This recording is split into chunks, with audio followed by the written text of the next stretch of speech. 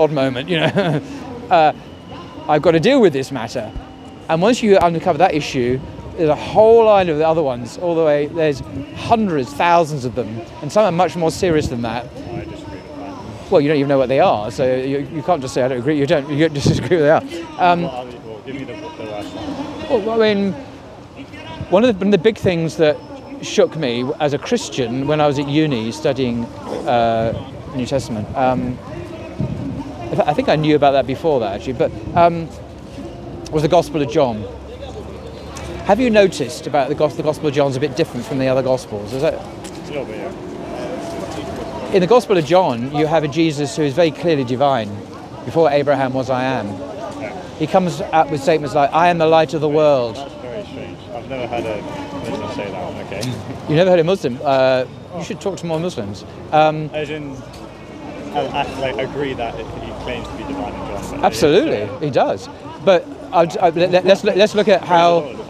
Let's look at how serious it is. I am the light of the world in John, I should say. Before Abraham was, I am. I am the resurrection of the life. I am this. I am the shepherd. I'm the good shepherd, etc., etc. It's all there in John, isn't it? And Jesus talks endlessly about the relationship between the Son and the Father. In the beginning was the Word was with God, the Word was God, and so on. Now, there are verses in John which contradict that, but I'm not going to go there. I want to focus on the ones where he claims divinity of some kind. So Jesus walks around saying, I am the light of the world, yeah? Before Abraham was, I am. This is the Tetragrammaton. You know about that from Exodus 15. Yeah. The question is, and the scholars have noticed this, if you read the Gospel of Mark and Matthew and Luke, nowhere does Jesus say any of these things. Nowhere does he talk like that. Nowhere does he say any I am statements at all. Why is that? And these are earlier, they're dated chronologically earlier. So Mark's the first, then Matthew and Luke about 85, 90 AD. John towards the end of the first century. Well, you don't, anyway.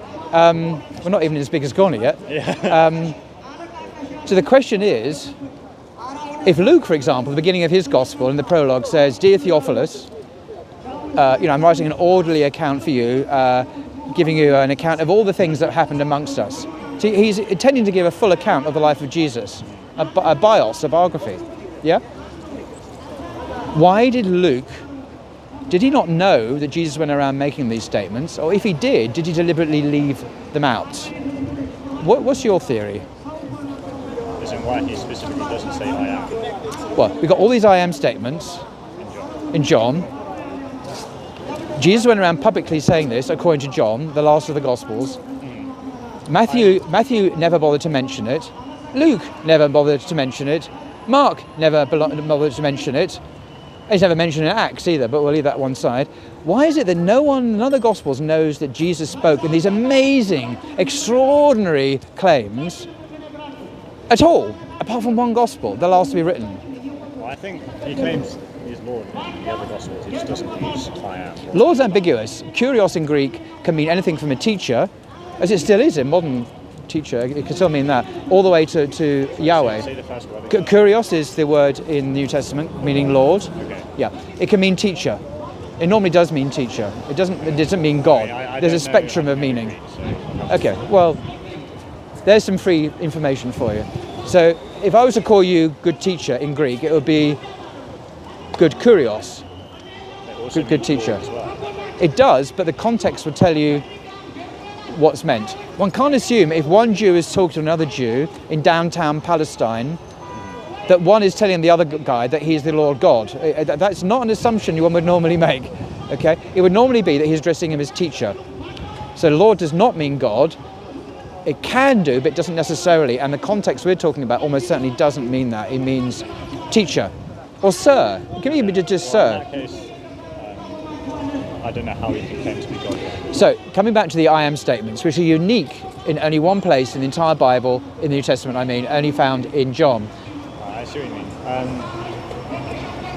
Why would Luke leave this stuff out? If Jesus went around publicly saying this, and it would be widely known, Luke boasts that he's doing all these, surveying all these things from the beginning, doesn't mention it, and ditto Matthew, ditto Luke. Okay. Yes. Is that it? Yes.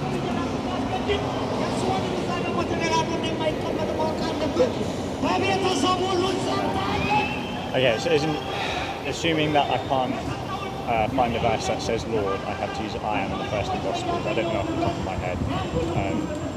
I think, I don't know. It just seems a bit of a weak argument. I don't really like it. Well, what's weak about the argument? I haven't even made an argument. It's a question. I've not made an argument yet.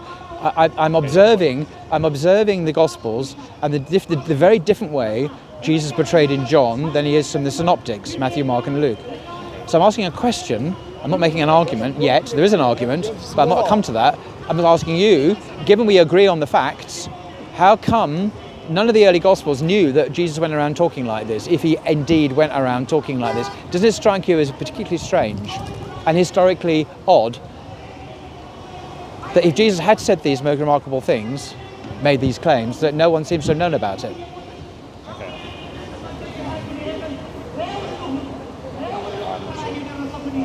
Do you want to know what your scholars are saying? What do they say?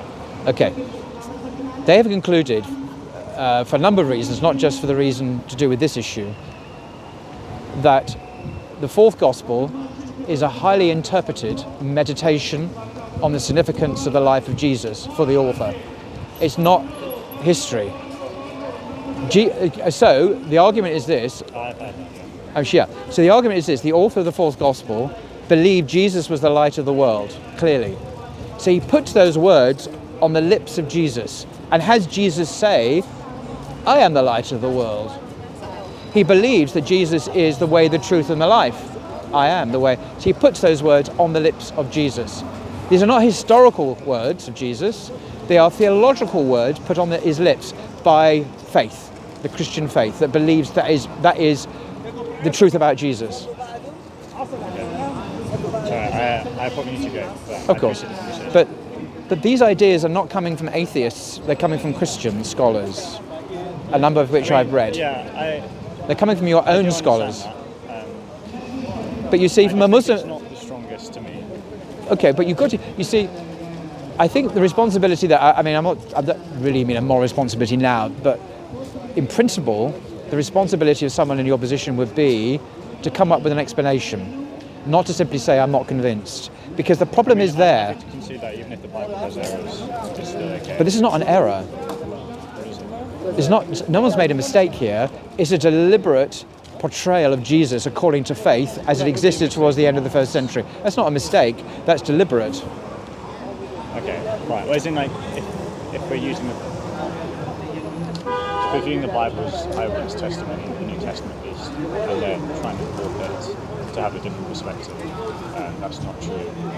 I guess maybe mistake's not the right word, but a lie or something. See, I've heard Christian scholars say, very eminent professors, again ordained clergymen, say, just because, and they would agree that John is not giving us the historical Jesus, but they would say, and this is where up to you what you believe, or I believe, that it's still true what the Gospel of John says. It is true that Jesus is the way, the truth, and the life.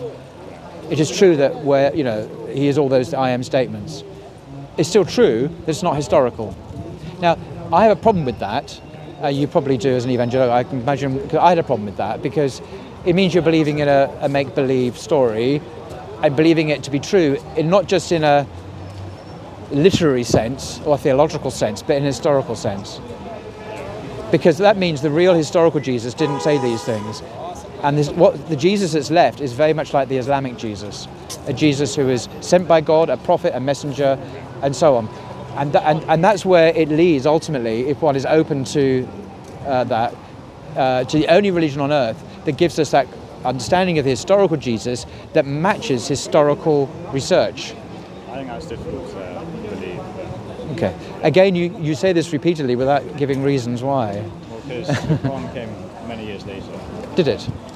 What do Muslims believe about the Quran? It's eternal. They believe it's the speech of God. Okay. Do you think God existed in time before the 7th century? Do you think he's a creature in the universe? I get what you're saying. He's a timeless being. There's no before, now, or present with God, I mean. So the revelation was received by Muhammad in the time of his life, of course, but the revelation itself is not created by it's strange the man. that he would seem to correct the revelation. Why is that strange? Isn't that something you'd expect from God? He made it wrong in the first place. But who corrupted it? Muslims. No.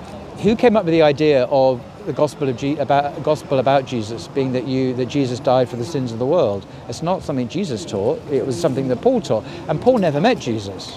I don't want to get into another debate. But, Okay. Anyway, so these are some of the questions that Bob the Builder, but he's not always the most easy person to talk to, whereas you're obviously very polite and easy to talk to. So I should keep an open mind about Islam, keep an mind about the Islamic understanding of Jesus.